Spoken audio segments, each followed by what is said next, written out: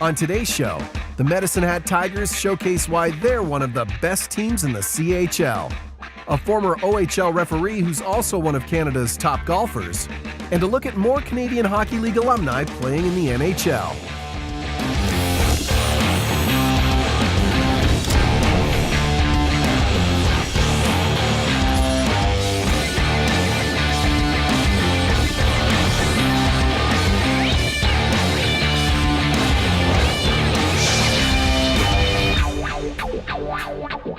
Hello CHL fans, I'm Sam Cosentino and this is the CHL.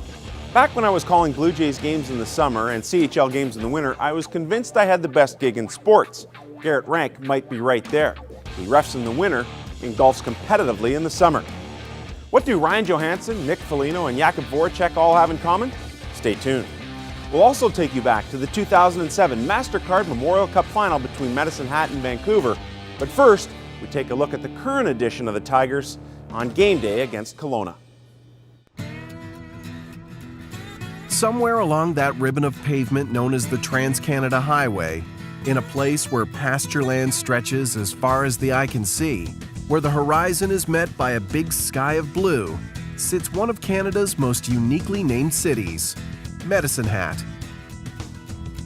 It's the home of the Western Hockey League's Medicine Hat Tigers, two-time Memorial Cup champions, five-time WHL champions, and the junior club of one of the greatest NHLers to ever lace his skates, Lanny McDonald.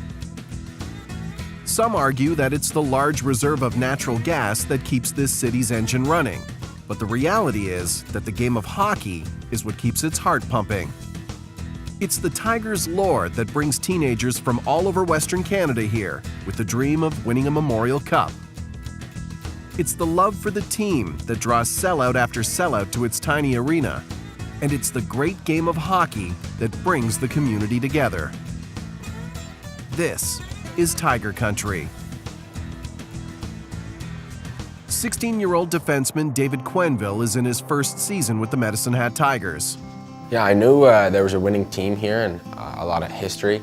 The Friday night game is, it's the Tigers game, so everyone's going to that, which is always an exciting thing, being on the team. I don't know where I'd be without hockey. It's my everyday, moving away from home at 16 to go play and, living the dream as a 16-year-old kid playing in one of the best junior leagues in the world. And I miss family and friends every day, but I love it and I wouldn't change for anything in the world. Moving away from home for hockey isn't new to him or his family, as his two older brothers, John and Peter, both play for the Brandon Wheat Kings. Peter and John, they always wanted to be hockey players, and having Peter go the college route and John go the dub route, I kind of got to see both ends of the spectrum, and now they're both in the dub, so it's nice to kind of know what it took to get there. And I think it was a little bit easier knowing, having both brothers gone through it and what to expect and what to kind of do about it to kind of ease the situation, but it helped a lot having both brothers in Brandon. If there's anything I could needed to call them about, I'd call them and that would kind of settle things, and it's really helped me a lot being here at 16, and it helps having a great billet family smooth you into things, so everything's been awesome so far. Quenneville is off to school for a morning of classes before heading to the arena to prepare for tonight's game against Kelowna. Just north of Medicine Hat is CFB Suffield, the largest military training base in the Commonwealth. However, the base is used primarily by British Armed Forces for live fire training. These British soldiers come to Canada to train for war, but at the same time, they fall in love with hockey. I'm literally from Liverpool in the United Kingdom. I'm in the British Army, been in the Army for 17 years now. Lucky enough to come out here twice, and that's where I found the sport of hockey. Look at it behind us, everyone's out. We've got Canadians, we've got Brits out there. It's just one of them sports that you want to get out and just play. The game builds camaraderie throughout the community.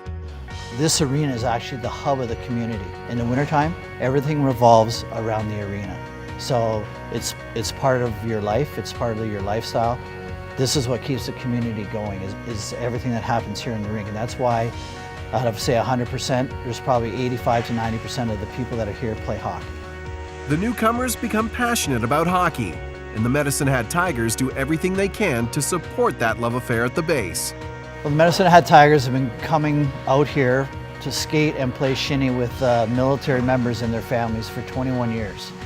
So we've seen guys like Chris Russell, Joffrey Lupul, Tyler Ennis, David Schlemko, all guys that have been in the NHL have been coming here for 2 or 3 years while they're with the Tigers because they come every year.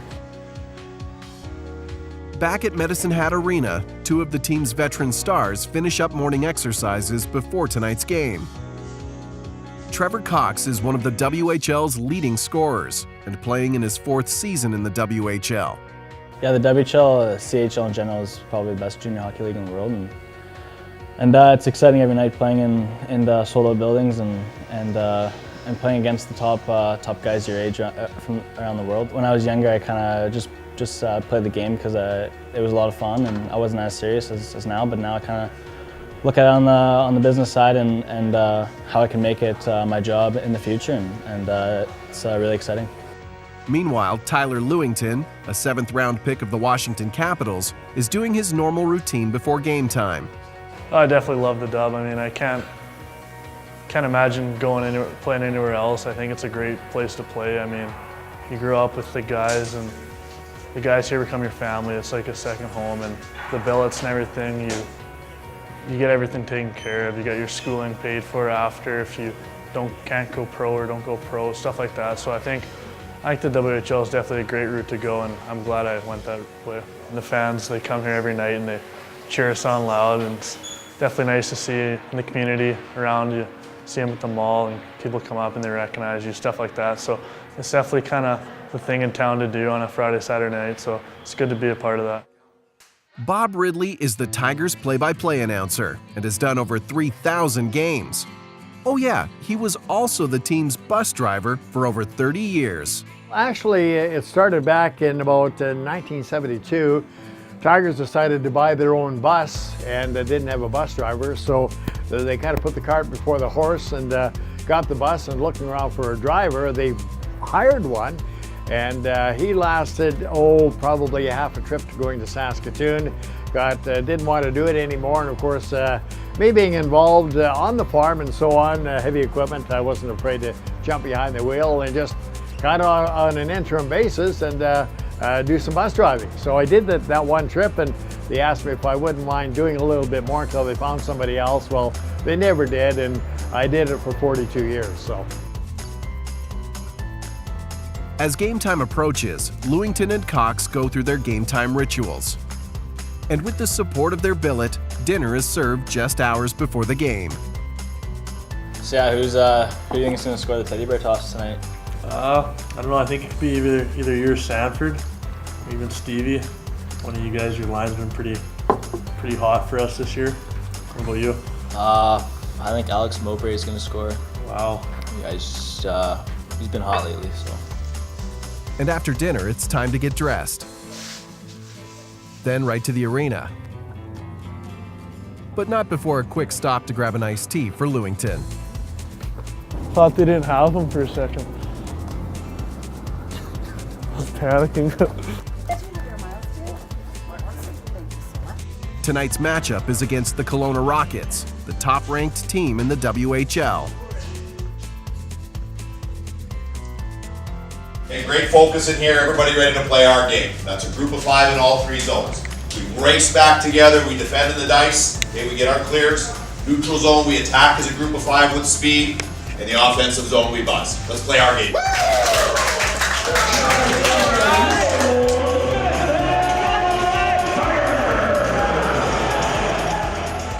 The game has another unique community element to it, as the teddy bear toss occurs once the first goal is scored.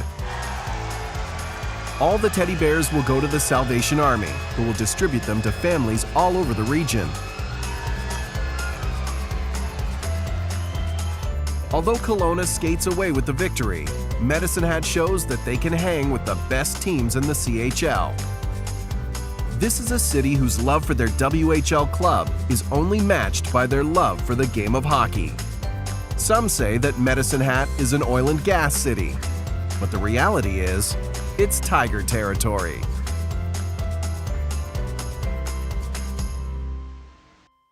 When we return, we'll sit down with Garret Rank, a former OHL referee who's also one of Canada's top amateur golfers. While referee Garret Rank might be a familiar name in hockey circles, his recognition in athletic circles doesn't stop there. Rank is also a scratch golfer who once represented Canada on the links.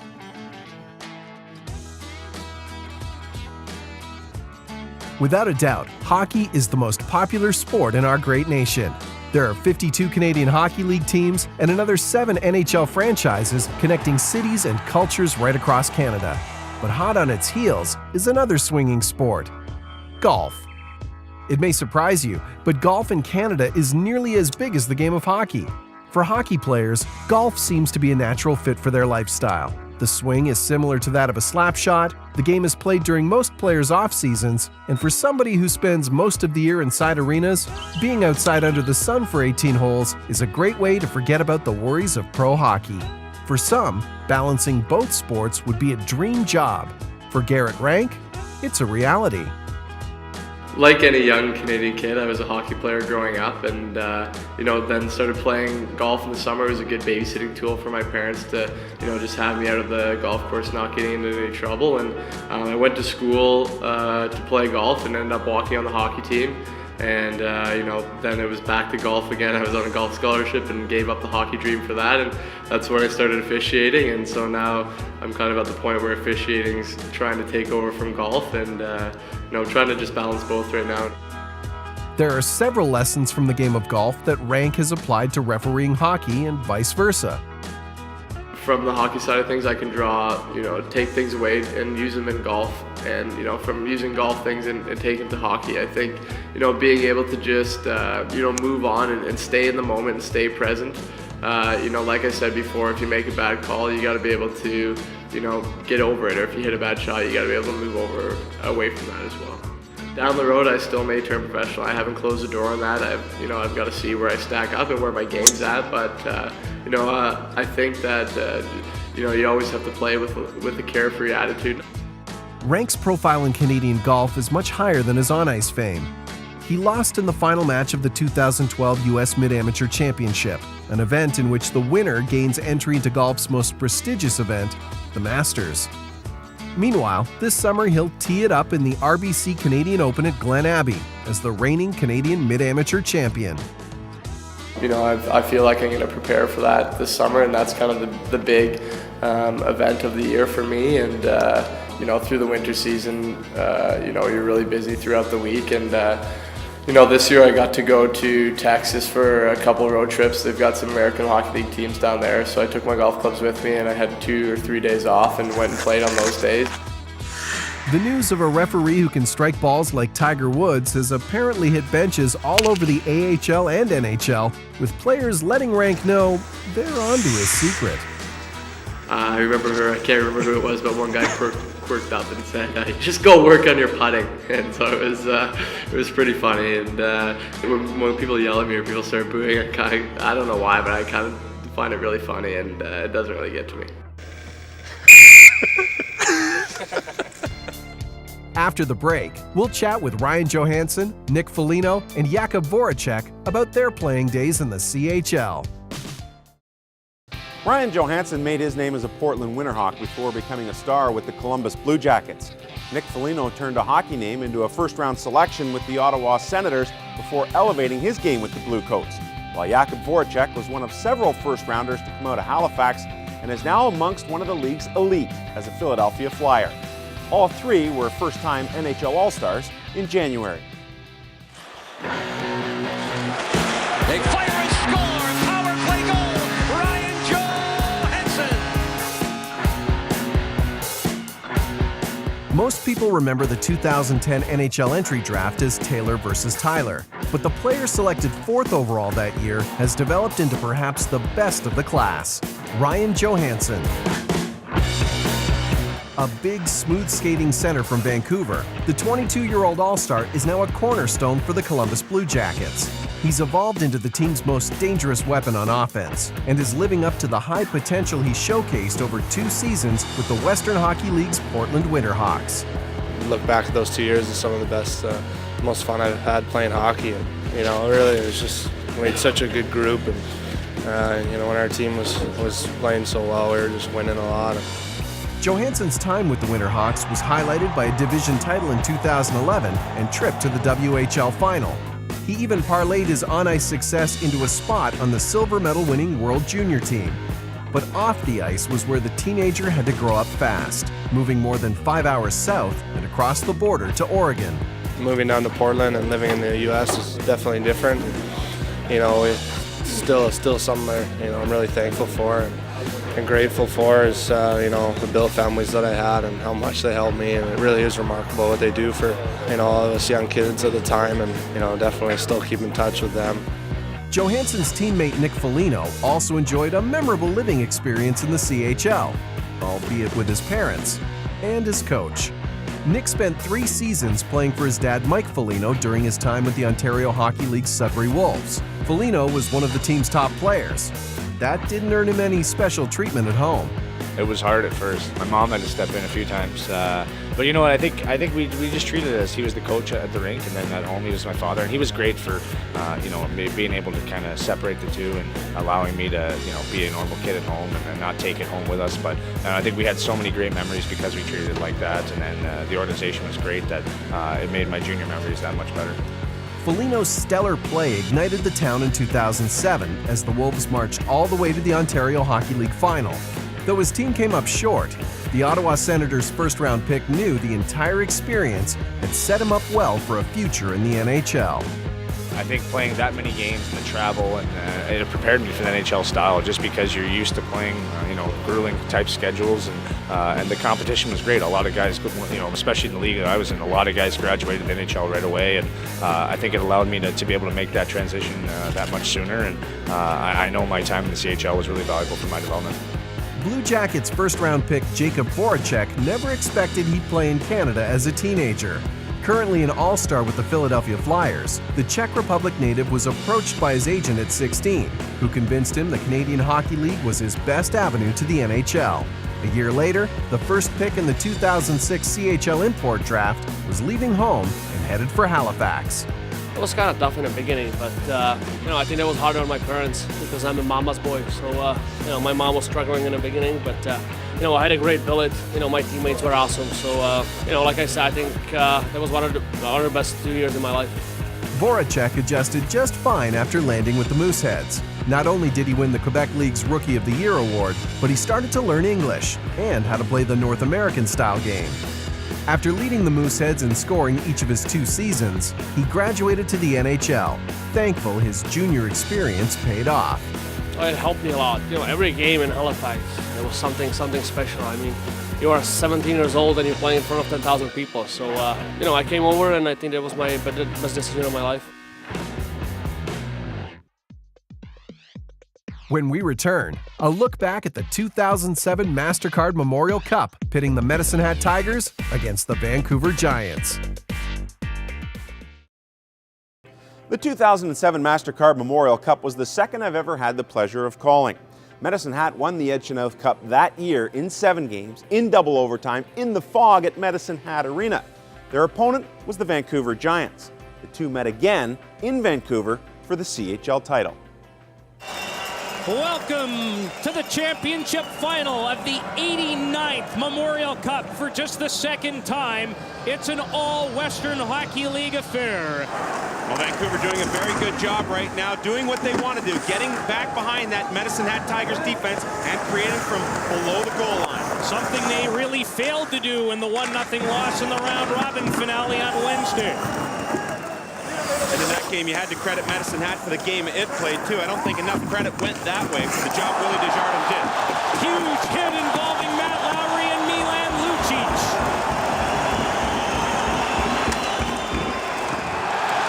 Lucic, the big forward. Rabbit with Rabbit. Deflects off the defender. Excellent diving play coming back by Trevor Glass. Talk about the great speed for Helm, and played such a great role on Canada's World Junior team, and that really started to open the eyes of not just the rest of the NHL for having let him slip to the 5th round, but the rest of Canadian junior hockey as well. A great talent has created off the rush on a couple of occasions here today, Peter, and I know he only has 1 point to show for his efforts so far in this tournament, but for your money, I know he's been the best Tiger in the event.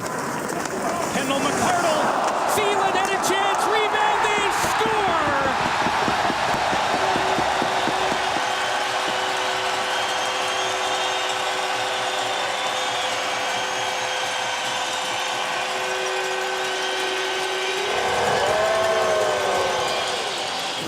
Schlemko away from Repik. Here comes Helm.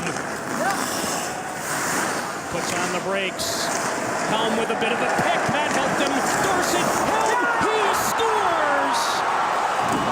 Darren Helm has tied it.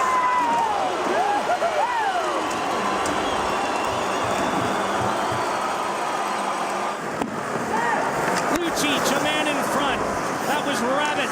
Blum corrals it effectively to hold it in. Rapik's in front. Tychy robbed him. He robbed him. Lacey Rabbit slides it down low. Chris Russell bodied by Repik. Finds Lucic. And Keatley through traffic finds the puck to make his 29th save of the game. Brendan Mickelson for defense partner Cody Frenson in his second straight MasterCard Memorial Cup. Repik drops it for Rabbit with Lucic to the front of the net. Frenson wrist shot. Keatley found it. Lucic. Shots missed. Repik, he scores.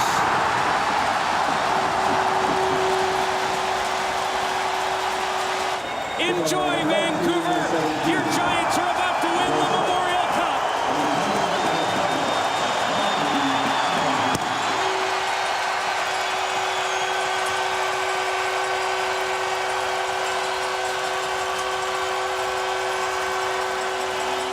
Yeah, Medicine Hat, you got to give them credit. They're a great team. They work really hard, but tonight we were very focused and determined, and we did what we needed to do to win. What was the game plan coming in? Just get on them quick. Make it hard on our defense and make it hard on Keatley. We got 38 shots on net, and that showed why we win.